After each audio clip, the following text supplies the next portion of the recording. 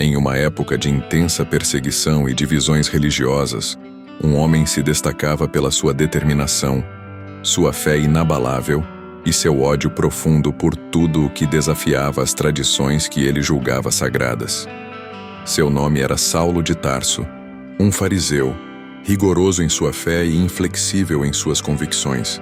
Ele acreditava que a salvação de Israel dependia da erradicação daqueles que ousavam espalhar a mensagem de um homem crucificado, que afirmava ser o Messias. Esse homem, chamado Jesus, havia sido condenado à morte, mas seus seguidores persistiam, agora pregando que ele ressuscitara e que seu reino estava por vir. Saulo via essa nova seita como uma ameaça à ordem estabelecida, não apenas ao judaísmo, mas a toda a lei que ele tanto reverenciava. Ele acreditava que sua missão era clara: erradicar os cristãos, os hereges, para que a fé verdadeira e a pureza do povo de Deus fossem preservadas. Para ele, a punição era justificada, e a dor que causava a esses seguidores de Jesus era uma maneira de purificar a terra. Com cartas do Sinédrio em mãos, Saulo se tornava um caçador. Ele viajava de cidade em cidade, incansável, perseguindo cristãos, prendendo-os e levando-os diante dos tribunais onde seriam julgados e, em muitos casos, condenados. Seus olhos estavam cegos pelo ódio e pela fé rígida, e nada o impedia de cumprir o que ele acreditava ser uma missão divina. Mas Saulo não era um homem comum. Ele não se limitava a agir com ferocidade física. Sua mente era afiada como uma lâmina, capaz de orquestrar estratégias, de arranjar aliados e de minar qualquer resistência que surgisse. Ele era temido. Sua autoridade era incontestável. Quando Saulo estava à frente de uma perseguição, a terra se tremia sob seus pés.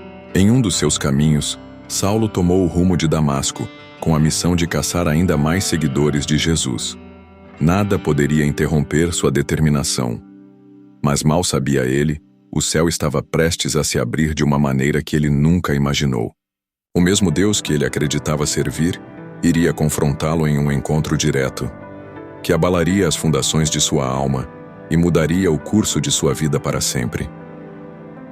Naquela jornada, enquanto o sol ainda se punha no horizonte, Saulo pensava que estava prestes a dar mais um passo em sua missão de purificação, mas o que ele não sabia era que, enquanto ele se aproximava de Damasco, sua vida se preparava para um encontro divino que o transformaria no homem mais influente da história da Igreja.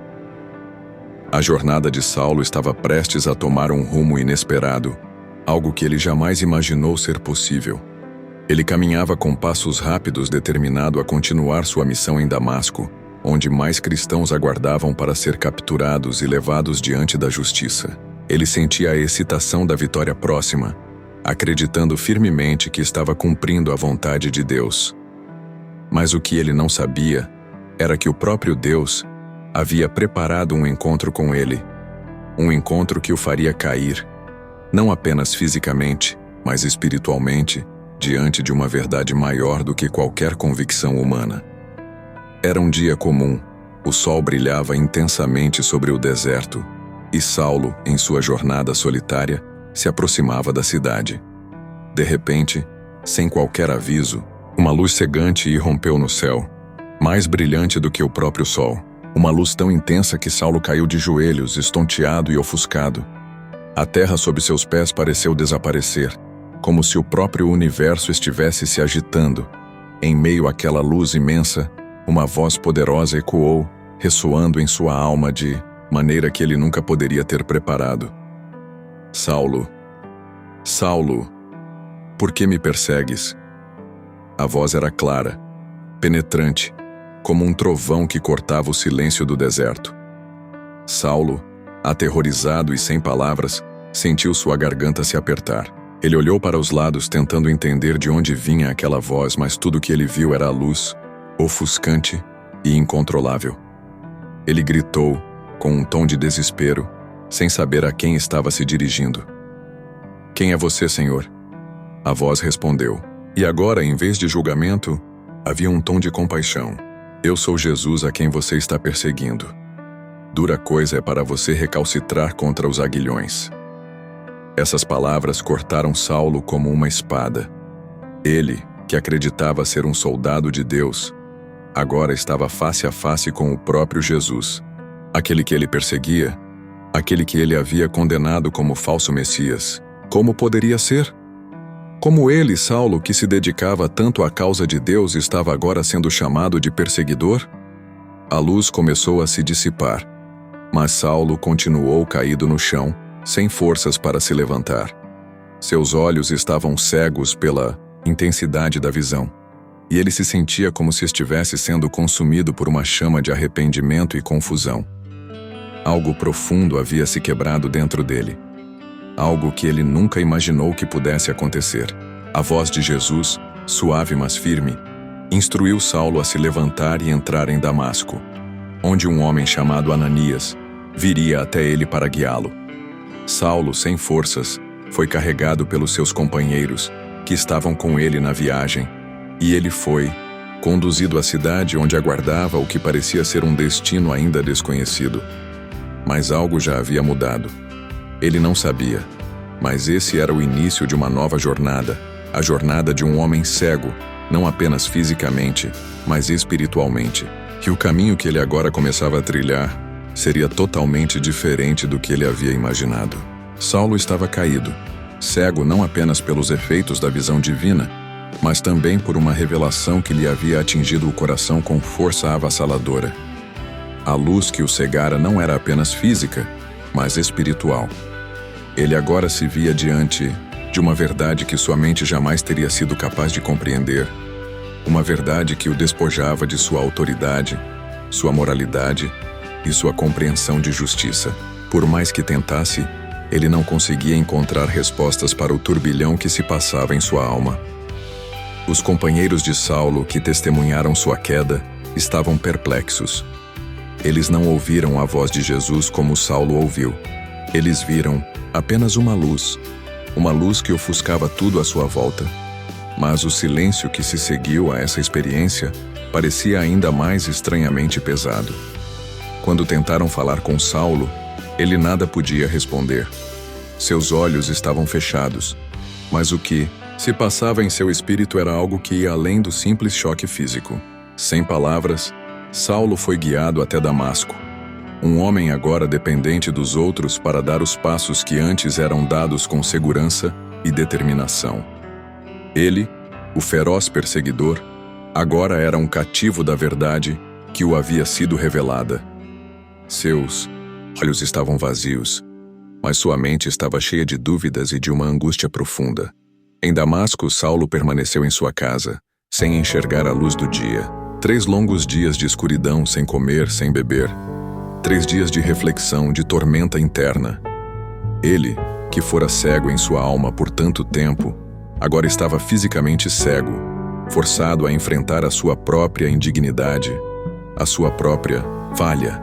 Aquele que caçava os cristãos estava agora se perguntando: como pude perseguir o próprio Filho de Deus?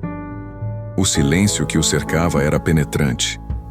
O passado, as escolhas que fizera, os rostos das vítimas que ele havia arrastado, até o julgamento, tudo isso agora o assombrava. E em meio a esse silêncio, Saulo começou a entender a magnitude de sua culpa. Ele sentia como se estivesse afundando em uma escuridão que não fosse apenas física, mas espiritual. Foi durante esses dias de cegueira que algo profundo começou a acontecer dentro de Saulo. Ele começou a orar, uma oração que nunca havia feito antes. Não mais com a certeza de um homem que se considera justo, mas com a humildade de um pecador que busca perdão. As palavras que saíam de sua boca não eram mais as de um perseguidor, mas de um homem que ansiava por misericórdia. E foi nesse momento, no abismo de sua escuridão, que Deus se fez presente de uma forma nova. Saulo já não via mais com os olhos, mas com o coração. Ele sentia que a sua transformação havia começado, mas ainda não compreendia o alcance dessa mudança. Enquanto Saulo se perdia em oração e arrependimento, algo extraordinário acontecia no mundo de fora. Em uma casa na cidade, em um lugar distante e silencioso, Deus preparava a resposta para a dor de Saulo. Ele enviaria alguém para dar sentido à cegueira, para trazer a luz necessária para restaurar o que estava perdido. 3 dias haviam se passado desde que Saulo caiu por terra diante da luz divina. 3 dias de completa escuridão, tanto externa quanto interna. Durante esse tempo, ele havia se tornado um homem novo, não mais o perseguido, mas o perseguido. A cegueira física se tornara um reflexo da cegueira espiritual, que ele agora via como parte de sua vida. Mas naquele momento, ele sentia a leve esperança de que algo novo estava prestes a surgir. Enquanto Saulo se encontrava em sua casa, perdido em oração e meditação, o Senhor havia revelado algo a Ananias, um discípulo fiel em Damasco. Ananias, um homem que conhecia bem a fama de Saulo, mas também confiava na vontade divina, foi instruído a procurar Saulo e orar por ele. Apesar de seu medo, o medo de enfrentar o homem que havia causado tanto sofrimento a seus irmãos na fé, Ananias obedeceu à voz de Deus. E então, ao entrar na casa onde Saulo estava, Ananias se aproximou com uma palavra de misericórdia. Saulo, irmão, o Senhor me enviou até você. Jesus, que lhe apareceu na estrada, enviou-me para que você recupere a visão e seja cheio do Espírito Santo. Com essas palavras, Ananias tocou a visão de Saulo, e algo maravilhoso aconteceu. As escamas que cobriam os olhos de Saulo caíram, e a escuridão foi substituída pela luz. Ele viu pela primeira vez, não apenas com os olhos físicos, mas com os olhos do Espírito. Ele viu a verdade de Cristo em sua plenitude, e sua vida nunca mais seria a mesma. Em um ato de obediência, Saulo foi batizado. A água que tocou sua pele não apenas limpava seu corpo, mas também simbolizava a purificação de sua alma. Ele havia sido lavado, redimido, renovado. O homem que perseguia agora era aquele que, em nome de Cristo, levaria a mensagem de salvação aos povos gentios. Com o batismo, Saulo se tornava um novo homem. Não mais o temido perseguidor, mas um apóstolo do Senhor, agora carregando o nome de Paulo, um nome que significava transformação e graça. As palavras de Ananias ressoaram em sua mente. O Senhor te escolheu para levar sua mensagem diante dos reis, dos gentios e do povo de Israel. E a partir desse momento, Paulo entendeu que sua missão não seria mais sobre destruição, mas sobre salvação. Com os olhos agora curados e sua alma transformada, Paulo imediatamente começou a pregar em Damasco nas sinagogas, proclamando a boa nova de Jesus Cristo, o Filho de Deus. O homem que antes perseguia, agora pregava com fervor e autoridade, e muitos que antes temiam a sua presença, agora se maravilhavam com a mudança radical que Deus operara em sua vida. Mas, mesmo enquanto Paulo começava a pregar, a dúvida ainda pairava sobre os corações daqueles que o conheciam. Não podiam acreditar que o homem que havia devastado suas vidas agora fosse um discípulo de Cristo. Mas Paulo não se intimidava. Sua fé em Cristo agora era mais forte do que qualquer dúvida humana. Agora, com os olhos abertos e o coração transformado, Paulo não podia mais se conter. A boa nova de Jesus Cristo queimava em seu peito, e ele sabia que sua missão não seria apenas um chamado pessoal, mas um mandamento divino. O homem que antes caçava e aprisionava seguidores de Cristo, agora se via impelido a espalhar essa mesma mensagem de salvação por onde quer que fosse. Com coragem renovada, Paulo começou a pregar nas sinagogas de Damasco, proclamando com fervor que Jesus era, de fato, o Filho de Deus. As palavras que antes ele usava para prender agora eram usadas para libertar. Suas pregações tocavam os corações e mentes dos ouvintes. Muitos se maravilhavam, mas outros não podiam entender como o temido perseguidor se tornara um defensor fervoroso do Messias. Paulo pregava com tal convicção que suas palavras se espalhavam rapidamente pela cidade. Aos olhos daqueles que o conheciam, ele parecia irreconhecível, mas as reações variavam. Alguns diziam, em incredulidade, "Não é esse o homem que causava tanto dano aos cristãos em Jerusalém?"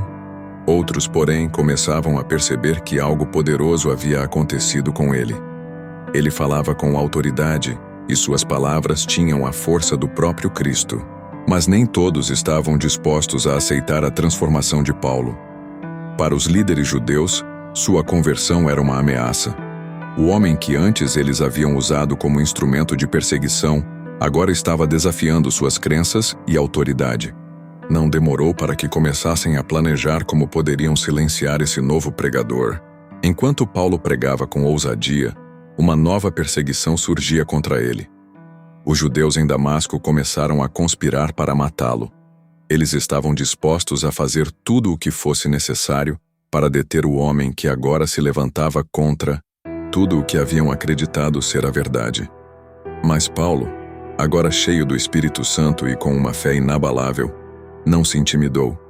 Ele sabia que sua missão estava apenas começando e que o caminho que o aguardava seria repleto de desafios e adversidades. As palavras de Jesus de que ele mesmo estava com Paulo até o fim ecoavam em sua mente. A perseguição que ele agora enfrentava era apenas o início de muitas que viriam. Mas, de alguma forma, Paulo sabia que nada poderia detê-lo. Na calada da noite, os discípulos que o ajudavam perceberam o perigo iminente. Eles o esconderam em uma cesta e, pela parede da cidade, ajudaram-no a escapar. Aquele que uma vez caçava agora era caçado, e a jornada de Paulo para pregar o evangelho de Cristo se tornava mais perigosa a cada passo. Mas mesmo enquanto fugia, Paulo sentia-se mais forte do que nunca. Sua fé não seria quebrada pelas ameaças ou pela violência. Ele estava disposto a dar sua vida pela mensagem que agora carregava, ciente de que sua missão era divina e irrevogável. A transformação de Paulo não foi apenas uma mudança interior. Ela o impulsionou a levar a mensagem de Cristo para além de Damasco. A missão que Deus lhe havia dado era clara e audaciosa: espalhar o evangelho por todo o mundo, não apenas aos judeus, mas também aos gentios. Era uma tarefa monumental, mas Paulo, agora convencido de sua vocação, sabia que não poderia hesitar. Após escapar da tentativa de assassinato em Damasco, Paulo se retirou por um tempo, mas a chamada para a missão era forte demais. Ele sabia que a obra de Deus não se limitava às fronteiras de sua cidade natal ou dos lugares que já conhecia. Ele precisava ir além, atravessar mares, caminhar por terras desconhecidas e falar para aqueles que nunca haviam ouvido falar do Cristo vivo. Paulo, acompanhado de Barnabé, seu primeiro companheiro de viagem, partiu para sua primeira grande jornada missionária. Através das cidades de Chipre e da Ásia Menor, o apóstolo encontrou tanto recepção quanto rejeição. Em cada cidade, Paulo pregava com ousadia, em sinagogas e nas praças, compartilhando a boa nova de Jesus. Onde quer que fosse, ele se tornava uma figura polarizadora. Alguns o recebiam com fé, enquanto outros o rejeitavam com hostilidade. Em Antioquia, por exemplo, ele e Barnabé pregaram com fervor, mas foram acusados de heresia e blasfêmia. Foi aqui que Paulo começou a entender que sua missão não seria fácil. Os gentios estavam cada vez mais ouvindo a mensagem, mas os líderes judeus ainda eram ferozes em sua oposição. Em cada cidade que visitava, Paulo enfrentava perseguições e hostilidade. As multidões o seguiam, algumas com fervor, outras com raiva, mas ele não se intimidava. Ele sabia que estava sendo guiado por algo maior, que sua missão transcorria os limites humanos. Durante essa jornada, ele experimentou dificuldades físicas, dificuldades de viagem e o desgaste emocional de ser constantemente rejeitado por aqueles que antes ele considerava seus aliados. Mas a cada revés, sua fé só se fortalecia. Ele sabia que estava plantando sementes, e mesmo que não pudesse ver os frutos imediatamente, acreditava que a obra que começava seria eterna. Em Listra, Paulo e Barnabé enfrentaram uma das maiores adversidades de sua jornada.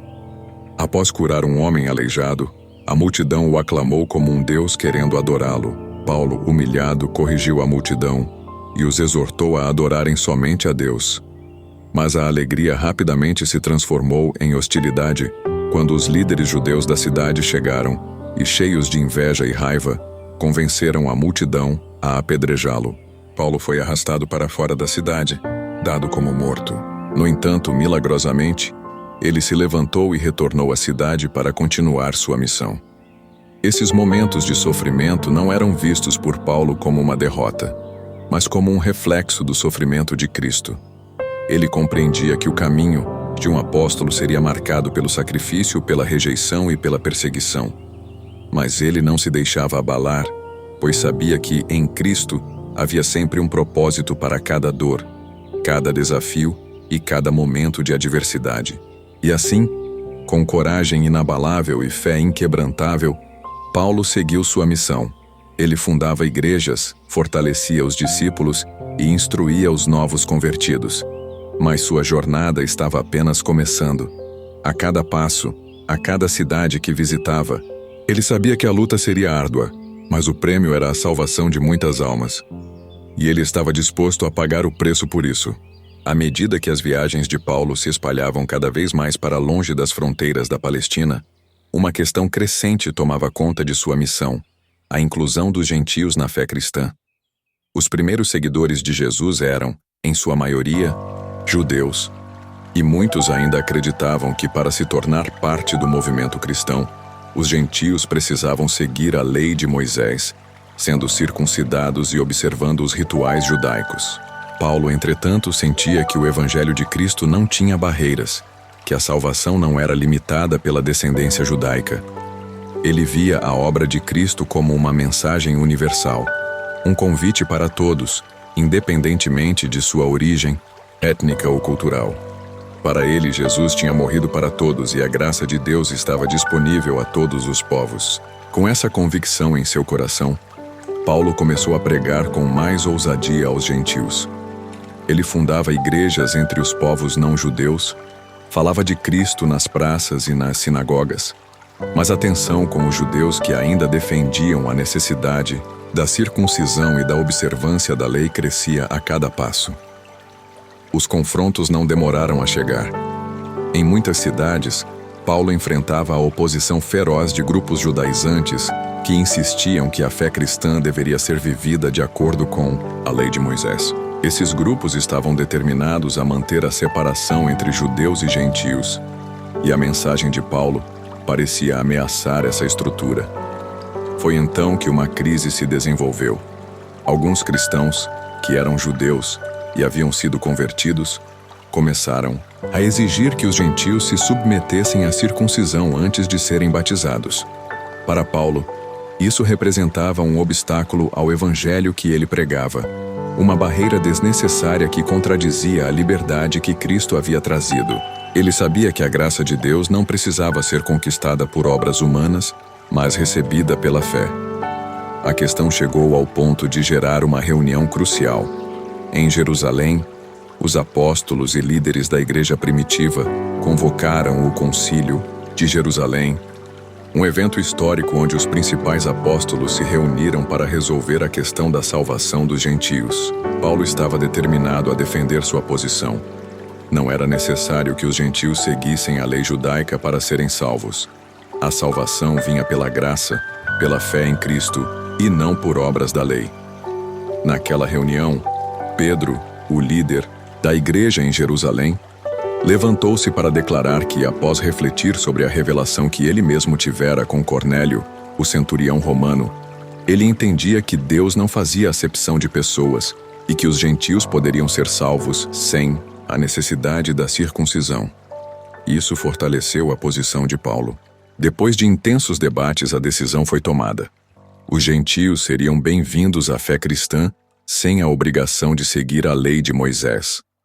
A única exigência era que se abstivessem de práticas pagãs, como a idolatria e a imoralidade sexual, respeitando a santidade do corpo e do espírito. O Concílio de Jerusalém foi um ponto de virada crucial na história da Igreja. Ele não apenas unificou a fé cristã, mas também confirmou que a mensagem de Cristo era para todos, sem distinção, um evangelho de liberdade e graça. Paulo saiu da reunião triunfante, sabendo que sua missão estava alinhada com a vontade de Deus. Mas, como sempre, o caminho de Paulo estava longe de ser fácil. Ele sabia que essa vitória não era o fim dos conflitos, mas uma nova fase de sua jornada. A mensagem do Evangelho era poderosa, mas também desafiadora para os corações endurecidos. Mesmo assim, Paulo continuava incansável, levando a boa nova de Cristo aos confins da terra, determinado a proclamar o amor e a salvação de Deus para todos os povos. Após a decisão do Concílio de Jerusalém, Paulo viu-se mais determinado do que nunca em sua missão. Sua viagem missionária continuava a expandir-se e ele partia para novas terras, determinado a proclamar o Evangelho em cidades distantes. Mas à medida que Paulo avançava para novas regiões, ele logo percebeu que o caminho para a propagação da palavra de Cristo estava longe de ser fácil. Em várias cidades, ele encontrava resistência feroz. As autoridades romanas, os líderes, religiosos judeus e até os governantes locais eram muitas vezes hostis à sua mensagem. Mas para Paulo, essas adversidades nunca foram um obstáculo intransponível.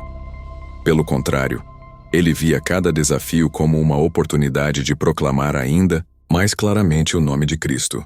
Em Filipos, por exemplo, Paulo e Silas foram presos injustamente após expulsarem um espírito maligno de uma jovem escrava, que lucrava com sua adivinhação. O encarceramento foi brutal. Açoites, prisão e ainda assim, Paulo não se deixou abater. À meia-noite ele e Silas estavam orando e cantando hinos a Deus, quando um terremoto sacudiu as fundações da prisão, abrindo as portas e soltando as correntes. O carcereiro temeroso estava prestes a se suicidar, acreditando que todos os prisioneiros haviam fugido, mas Paulo o impediu e, com grande compaixão, falou a ele da salvação em Cristo. Naquela noite, o carcereiro e sua família foram batizados, uma clara demonstração de que até nas situações mais desesperadoras, Deus estava trabalhando. De Filipos, Paulo seguiu para Tessalônica, onde mais uma vez enfrentou resistência. Embora muitos tenham se convertido, outros, inflamados pelo ódio, formaram uma multidão contra Paulo e seus companheiros. Eles foram forçados a fugir para Bereia, onde, apesar das dificuldades, muitos receberam a palavra de Deus com entusiasmo e disposição para aprender. Mas, como sempre, os inimigos de Paulo o seguiram, espalhando mentiras e buscando interromper o progresso da obra que ele estava fazendo. A adversidade era constante, mas o apóstolo sabia que estava em algo muito maior do que qualquer oposição humana. A sua fé em Cristo não era abalada por críticas ou perseguições. Pelo contrário, ela só se fortalecia. Em Atenas, Paulo se deparou com uma das maiores cidades intelectuais do mundo antigo, cheia de filósofos e adoradores de diversos deuses. Ao ver um altar dedicado ao Deus desconhecido, Paulo tomou essa oportunidade para pregar o Evangelho de uma maneira única. Ele se aproximou dos filósofos e intelectuais e com sabedoria anunciou: o Deus que fez o mundo e tudo o que nele há, Ele é o Senhor do céu e da terra. Suas palavras impactaram alguns, mas muitos zombaram dele, recusando-se a acreditar. Mesmo assim, alguns se converteram, incluindo um homem chamado Dionísio, um membro do Areópago, e uma mulher chamada Damaris. Apesar de todas as adversidades, Paulo não se desanimava. Em Corinto, ele encontrou resistência novamente, mas também um grupo de novos discípulos, Priscila e Áquila, com os quais formou uma parceria sólida. Eles trabalharam juntos na pregação e no ensino, sendo testemunhas da obra de Deus entre os gentios. E em todas essas cidades, apesar das dificuldades, Paulo sabia que a vitória estava sendo conquistada não pelas suas forças, mas pela força de Deus. Cada vitória espiritual, cada alma salva, era uma demonstração de que o Evangelho não podia ser contido. O reino de Deus estava se expandindo, um coração de cada vez. Mas Paulo sabia também que sua jornada estava chegando a um ponto crucial. Ele havia fundado igrejas, treinado líderes e espalhado a mensagem de Cristo em várias cidades ao longo do Império Romano. Mas mesmo enquanto experimentava vitórias, ele sentia que a maior batalha ainda estava por vir. Uma batalha que seria pessoal e política. uma batalha que o levaria diante dos governantes de Roma. Paulo sabia que sua missão estava prestes a alcançar um momento decisivo. Depois de anos pregando o evangelho em diversas cidades, enfrentando desafios e triunfando sobre adversidades, ele sabia que o caminho para Roma, a capital do império, estava agora traçado. Mas esse caminho não seria de liberdade, mas de prisão e julgamento. Deus, em sua sabedoria, havia preparado Paulo para essa etapa final de sua jornada. Tudo começou quando Paulo foi preso em Jerusalém, depois de ser acusado falsamente de profanar o templo. A agitação na cidade foi grande, e Paulo, como sempre, não se deixou intimidar. Ele defendeu sua fé com coragem diante da multidão, mas a situação rapidamente se tornou insustentável, e ele foi levado pelos soldados romanos para proteger sua vida. No tribunal, Paulo foi interrogado pelas autoridades judaicas e romanas. Seu maior crime aos olhos dos judeus era ser um seguidor de Jesus, e para os romanos, o problema era o caos que ele causava, disruptivo para a ordem do império. Mas Paulo, com sua sabedoria e eloquência, fez sua defesa com firmeza, afirmando sua cidadania romana e apelando para o direito de ser julgado pelo imperador se fosse necessário. Ele sabia que, se fosse levado até Roma, teria a oportunidade de pregar diante do governante mais poderoso do mundo. A decisão foi tomada. Paulo seria enviado para Roma, onde ele enfrentaria o julgamento diante de César. Em sua jornada para a capital imperial, ele experimentou mais adversidades. A viagem de navio foi marcada por uma tempestade feroz, e por um momento, parecia que a missão de Paulo poderia ser frustrada. O barco foi destruído, mas pela graça de Deus, todos os passageiros sobreviveram. Durante essa viagem tumultuada, Paulo não perdeu a fé. Ao contrário, ele usou cada oportunidade para testemunhar e encorajar os outros. Ele sabia que sua jornada tinha um propósito maior, e que mesmo nas piores circunstâncias, Deus estava com ele. Quando finalmente chegou a Roma, Paulo foi colocado sob vigilância domiciliar, mas não foi silenciado. Mesmo em prisão, ele continuou pregando o evangelho, recebendo visitantes, compartilhando sua fé com todos que o procuravam. Muitos acreditaram na mensagem que ele proclamava, e Paulo continuou escrevendo cartas, algumas das quais se tornariam epístolas fundamentais para a igreja primitiva, como as cartas aos Filipenses, Colossenses e Efésios. Apesar de sua prisão, Paulo não se sentia derrotado. Ele sabia que sua missão não era sobre sua liberdade física, mas sobre a propagação do reino de Deus. Seus sofrimentos, suas adversidades, tudo era parte do plano divino, e ele estava pronto para cumprir sua parte. E enquanto aguardava seu julgamento diante de César, Paulo ainda acreditava que, através de sua defesa, ele poderia levar o evangelho até os mais altos escalões do Império Romano. Ele havia chegado até Roma e, como sempre, não estava disposto a se render.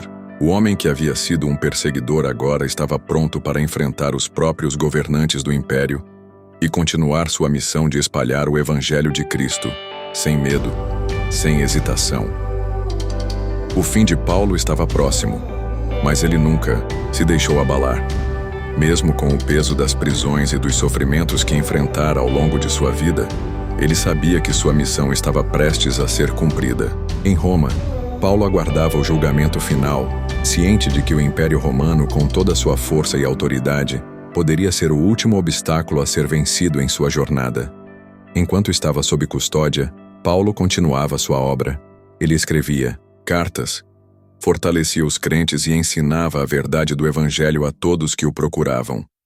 Ele sabia que seu tempo estava se esgotando, mas suas palavras ainda tinham o poder de transformar vidas.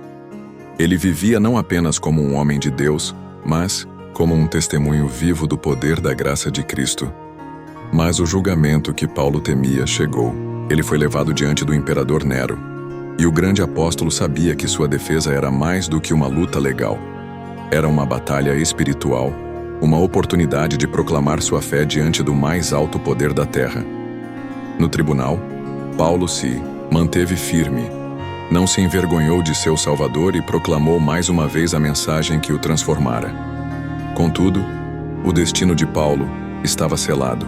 Sob a ordem de Nero, que naquela época já demonstrava uma crescente hostilidade aos cristãos, Paulo foi condenado à morte.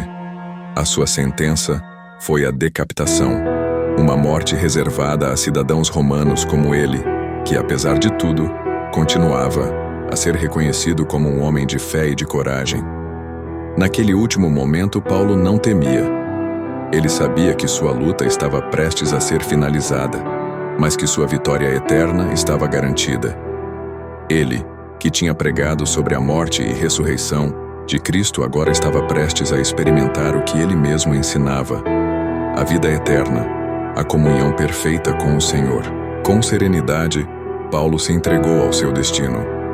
Mas antes de sua morte, ele escreveu uma última carta, sua segunda epístola a Timóteo, onde, mesmo em face da morte, expressou sua confiança inabalável na vitória de Cristo. Ele sabia que havia combatido o bom combate, que havia terminado a corrida e guardado a fé.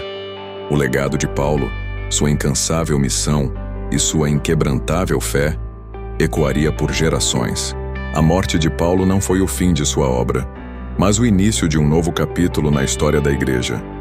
Suas cartas, suas viagens, seus ensinamentos, sua vida, tudo isso se tornou um alicerce para o cristianismo que, com o passar dos séculos, se espalharia por todo o mundo. O apóstolo, que foi chamado do mais profundo erro para a mais gloriosa missão, deixou uma marca indelével no mundo. O evangelho que ele proclamou não foi apenas uma mensagem de salvação para o seu tempo, mas uma mensagem eterna, capaz de transformar a vida de qualquer homem ou mulher, em qualquer lugar, em qualquer época. Paulo não temia a morte porque sabia que, além da morte, ele estava indo para um lugar onde não haveria mais dor, mais sofrimento ou mais perseguição. Ele estava indo para os braços de Cristo, o seu Salvador, aquele que lhe havia dado a força para viver e a coragem para morrer. E assim, o grande apóstolo, depois de tantas lutas, viagens e sacrifícios, partiu para a eternidade, deixando um legado que até hoje inspira e fortalece milhões de cristãos ao redor do mundo. Sua vida e seu martírio lembram a todos que a verdadeira vitória não está nas conquistas terrenas, mas na fidelidade a Cristo, até o fim.